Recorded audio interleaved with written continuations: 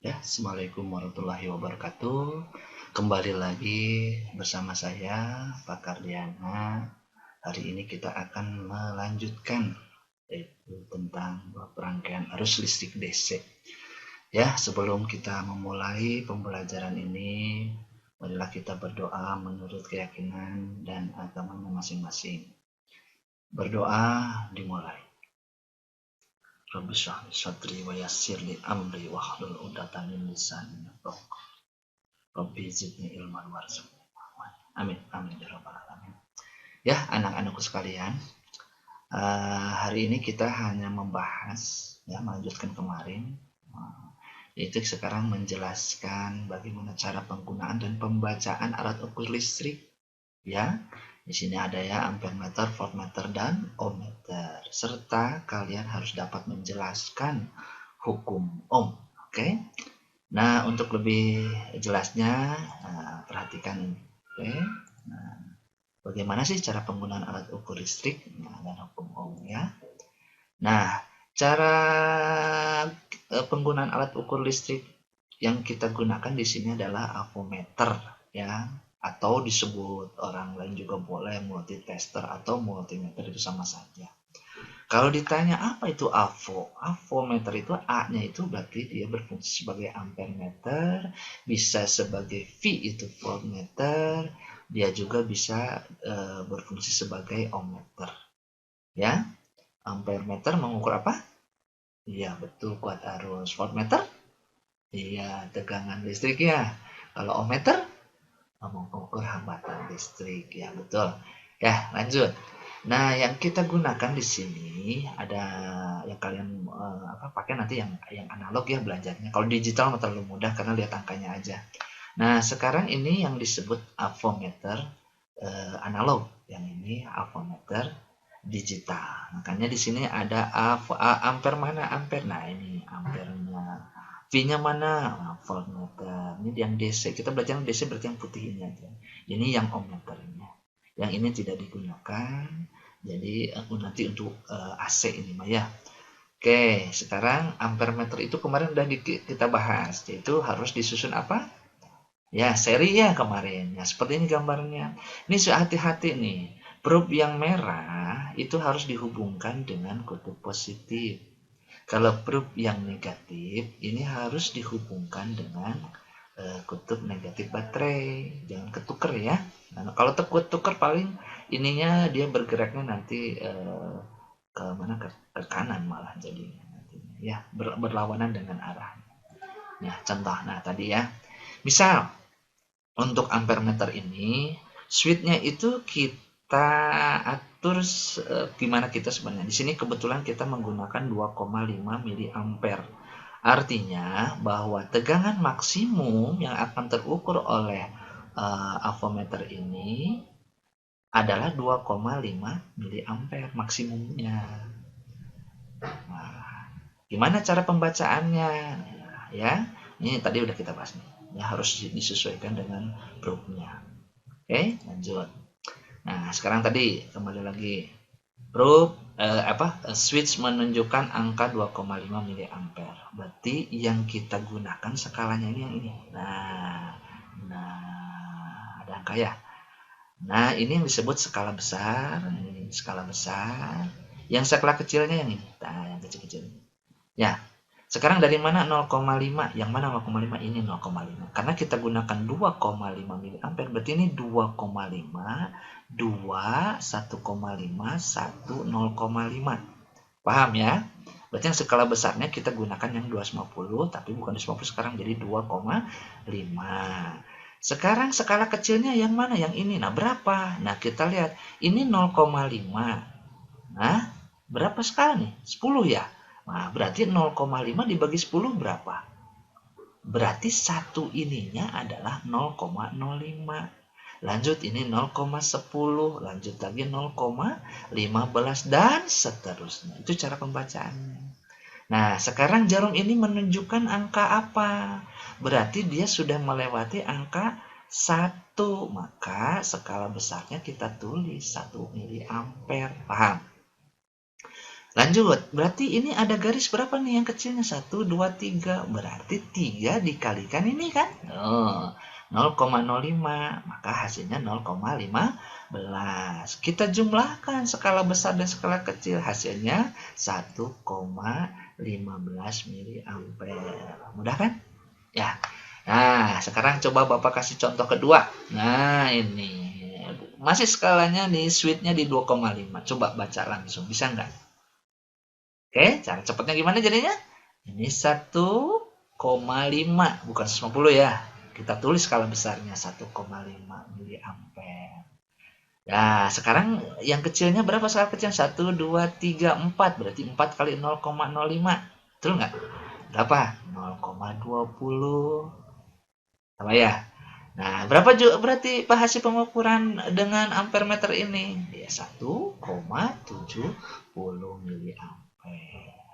Gitu cara penggunaan ampere meter. Ya, sekarang lanjut ke voltmeter. Nah, voltmeter sekali lagi hati-hati, harus disusun paralel, berbeda dengan ampere meter. Probe yang merah, nih yang merah harus dihubungkan dengan kutub positif. Yang probe hitam dihubungkan dengan baterai ke kutub negatif. Sekali lagi jangan tertukar. Kalau tertukar ini nanti jarumnya gerakannya akan berlawanan, tidak sesuai dengan keinginan kita, ya. Nah, sekarang bagaimana cara membacanya? Nah, switch-nya berarti yang daerah sekitar sini nih, dari 0,25, 0,5, 2,5, 10, 50, 250 sampai 1000 volt. Nah, kebetulan switch-nya di angka 50, berarti ini maksimal 50 volts. Oke? Nah, aturannya sama seperti tadi ya, harus paralel untuk voltmeter. Lanjut, bagaimana cara pembacaannya sekarang? Nah, hampir sama dengan tadi. Ini kan tadi 50 nih. Nah, berarti kita gunakan angka yang 50 ini. Nah, 50 berarti 50, 40, 30, 20, 10. Ini skala besar. Ya, berarti dia menunjukkan sudah melewati angka 20. Maka skala besarnya ini 20 volt. Terus skala kecilnya berapa? 1, 2, 3. Nah, dari mana kita cari lagi kayak tadi? Berarti 10 dibagi 10 berapa? 1 ya? Nah, berarti satu skala ini 1, 2, 3, 4, dan seterusnya. Maka di sini ini ada berapa? 1, 2, 3. Ya, kalian kalikan 3 kali 1 volt sama dengan 3 volt. Jumlahkan 23 volt. Paham? Coba yang kedua. Nih, Bapak hilangkan sekarang. Kalian coba. Berarti ini tetap 50 volt. Gunakan yang 50. Berarti skala yang terbesarnya berapa? Skala besarnya. Berarti angka berapa nih? 30. Setuju nggak? Ya, tulis 30 volt. Sekarang dia berapa nih? 1, 2, 3, 4. Berarti 4 kali berapa? Kali 1. Nih, berarti berapa? 4. Jumlahkan. Jadi yang terukur berapa? 34. Oh, udah kan? Membacanya ya. Nah, yang ketiga apa sekarang? Ohmmeter. Nah, ohmmeter itu harus di probe yang dua ini di ujung-ujung aja sebenarnya, ujung-ujung resistance yang akan diukur ya, tapi hati-hati. Rangkaiannya harus dalam rangkaian terbuka. Jadi jangan dihubungkan dengan tegangan listrik ya. Oke, nah gimana cara pembacaannya? Lihat, kayak tadi. Nah, sekarang posisinya di sini nih. Dari kali 1, kali 10, kali 100, kali 1 kilo, kali 10 kilo.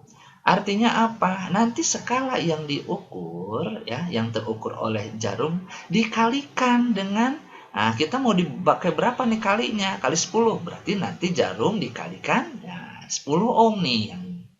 Ya, yang ini boleh terbalik ini probe-nya, probe positif negatif atau merah dan hitam itu boleh terbalik ya. Yang penting dua-duanya harus terhubung.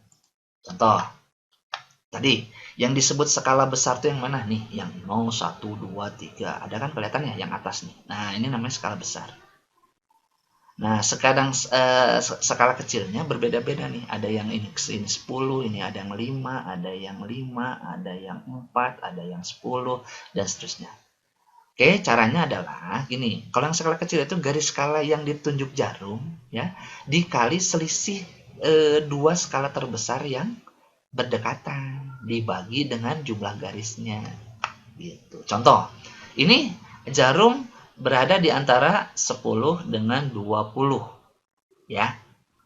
Berarti gimana cara menulisnya? Berarti kan 10 lebih nih, 10. Nah, karena dia pengalinya adalah 10, berarti 10 dikali 10. Nah, jadi 100 ohm. Ya, skala besarnya. Nah, sekarang yang skala kecilnya, karena ini 20 dikurangin 10 berapa?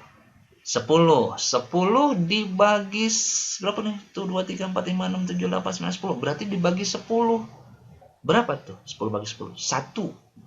Berarti yang ditunjuk berapa? Tuh 2, 3. Berarti 3 dikali 1 kali pengalinya ini 10. Nah, jadi 3 itu yang mana? Ini 1, 2, 3. Satu yang mana? Tadi kan dari 20 dikurangi 10 dibagi 10 skala itu 1. 10-nya adalah pengali yang switch yang tadi kita gunakan. 30 kan? Ya, jumlahkan. Berarti ini adalah 130 ohm hasil pembacaannya. Sekarang yang ini? Berapa? Coba dengan cara yang cepat tadi. 5. Berarti 5. Ini sudah 1, 2, 3, 4, 5, 6, 7, 8, 9, 10. Sama ya, berarti 10 dikurangin 5 berapa? 5. 5 dibagi 10. 0,5. Ya, berarti ini angka di jarum keberapa nih? 1. Nah, kalau yang besarnya mah udah tulis aja 5 kali 10. Benar nggak? 50. Nah, yang ini berarti 1 dikali 0,5 dikali 10. 1 kali 0,5 ini 1 kali 0,5 dikali 10. Jadi, totalnya adalah 55 ohm. Oke? Nah, itu untuk mempelajari hukum ohm ya kalian harus tahu cara pengukuran ampere meter, voltmeter, dan ohmmeter. Nah, untuk memahami ini kita belajar dulu percobaan Joule-Simon ohm dulu. Gimana? Ya, kita coba ya. Nah, kita ke sini.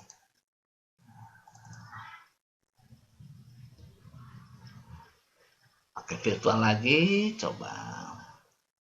Ada berapa nih? Ini aja kita gunakan ya. 1, 2, 3. Ada 6 baterai lah. 6 volt. Oke. Ini switchnya 1. Ini juga 2. Ini 3. Lampunya harus sama nih, karena kita di sini mencoba menggunakan lampu yang sama. Jadi ingin mengetahui hambatan lampu ini berapa sih berdasarkan hukum ohm. Nah, kita hubungkan atau seperti ini. Kita hubungkan lagi. Kita hubungkan juga nih. Oke, ampere meter tadi harus disusun apa? Seri ya. Kita simpan. Susun seri. Ya. Voltmeter harus disusun apa? Paralel. Nah, kita coba ingin tahu tegangannya. Di antara lampu ini berarti tegangannya berapa dia?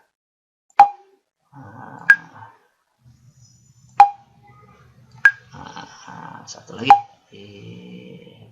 Sini. Satu lagi. Oke, kita nyalakan semuanya. Satu-satu ya. Nah, 6 volt. Terukur 6 volt. Ampere meternya 1,2. Yang 9 volt, kita naikkan tegangannya. Naik juga ya. 1,8 dari 1,2. Sekarang yang ketiga. Kita naikkan 12 volt. Ternyata ampere meternya juga sama, naik. Ini dapat disimpulkan. Kita gunakan data ini 6, 9, 12, 1,2, 1,8, 2,4 untuk mencari apa sih? Ini berarti kita lanjutkan ke sini. Hasilnya tadi ini ya 6, 9, 12, 1,2, 1,8, 2,4. Nah, 2,4 yang terakhir ya. Nah, dari data yang tadi ya kita buat dalam bentuk grafik seperti ini ya nih. Ternyata ketika kita memberikan 6 volt, arus yang terukur 1,2, kemudian tegangannya 9 volt menjadi 1,8, 12 menjadi 2,4, dibuatlah grafik tegangan ya, tegangan listrik pada sumbu Y, arus listrik pada sumbu X, maka diperolehlah data seperti ini. Kata hasil percobaannya. Oh, ternyata ada bahasa matematik itu gradien ya, gradien kemiringannya itu tangen ya. Kalau ada sudut itu tangen itu adalah delta Y per delta X.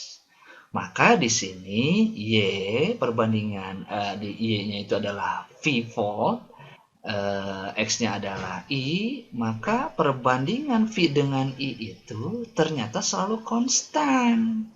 Itu cerita awal hukum Ohm itu.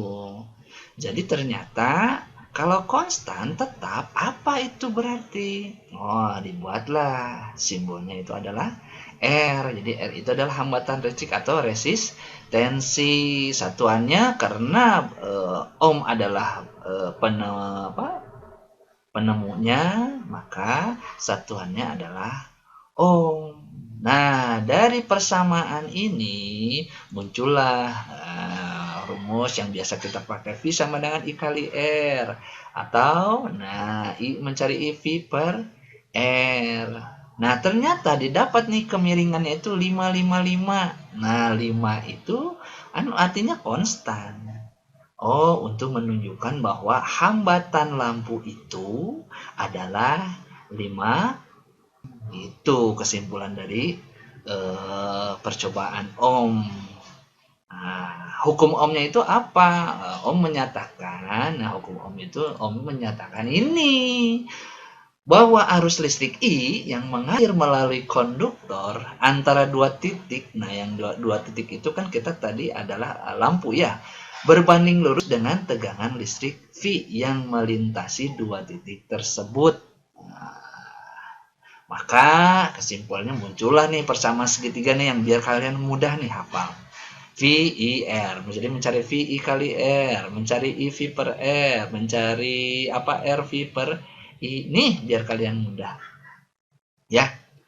Nah, ingin kita buktikan tadi dengan lampu yang tadi. Sebenarnya kalau kita ambil lagi yang tadi ya, kita kembali lagi ke yang tadi. Bahwa lampu yang kita gunakan itu sebenarnya ada nilainya, sudah ada, cuma tadi Bapak nggak kasih tahu sengaja biar kalian tuh ternyata lampu yang digunakan ini, yang ini, kalau diukur dengan ohm sebenarnya lihat yang di sini ya, nih ada tulisan berapa ohm, 5 ohm 30 watt ya, udah ada, berarti memang betul lampu ini 5 ohm. Jadi terbukti dengan hukum Ohm juga. Nah, biar kamu nggak penasaran, kita ukur. Kan harus di luar rangkaiannya tadi. Nah, berapa? 5 Ohm.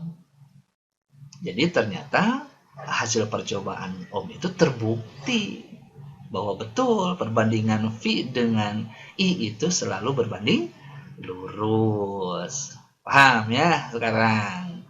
Nah, kembali lagi ke yang tadi. Ini pembuktian saja. Nah, kita lanjut. Ya, udah tadi hukum Ohm ini. Nah, sekarang Bapak kasih contoh. Nah, contoh hukum penggunaan ya, hukum Ohm. Misal, percobaan Ohm tadi ini ya. Setting DC generator power supply untuk menghasilkan output tegangan 10 volt nih, tegangan 10 volt. Kemudian diatur nilai potensio, kan potensio itu satuan besarnya hambatannya bisa berubah-ubah. Misalkan ke 1 kilo ohm. Yang ditanya adalah berapa nilai arus listrik. Bisa nggak kalian menebak? Jangan menebak ya, dihitunglah, dipotret. Berarti apa ini? Satuannya cok, lihat. Ada volt, ada kilo ohm. Kita kan sering gunakannya adalah ohm, ya, bukan ada kilo. Kilo Anda rubah, berarti di sini satuannya harus sama. Jadi kilo itu berapa? 1000. Makanya di sini konversikan dulu nilai 1 kilo itu menjadi 1000 ohm. Nah, kemudian masukkan nilai 10 volt, kan ada 10 volt nih. Nah, ini masukkan 10 volt dengan rumus yang tadi. Kalau mencari I, arus I, rumus yang dipakai apa? V per R, setuju nggak?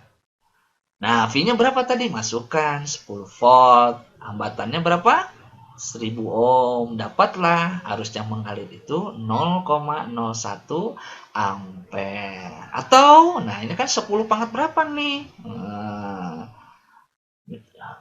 Per 10 ya? 10 100. Jadi, nah, boleh ditulis 10 mili ampere gitu. Ya, bisa ya sekarang ya. Coba berikutnya yang ini. Nah, contoh kedua. Atur nilai resistensi atau hambatan R. Katanya potensiometer ke 500 ohm. Nah, sekarang 500 ohm. Kemudian nih DC generatornya yang ini, power supply, hingga mendapatkan nilai 10 miliampere. Jadi terukur di sini 10 miliampere. Pertanyaannya berarti berapa tegangan yang diberikan? Ayo, bisa? Ya, pasti bisa dong, kan udah tahu tadi rumusnya ya. Nah, sama dengan tadi, ada konversinya di sini.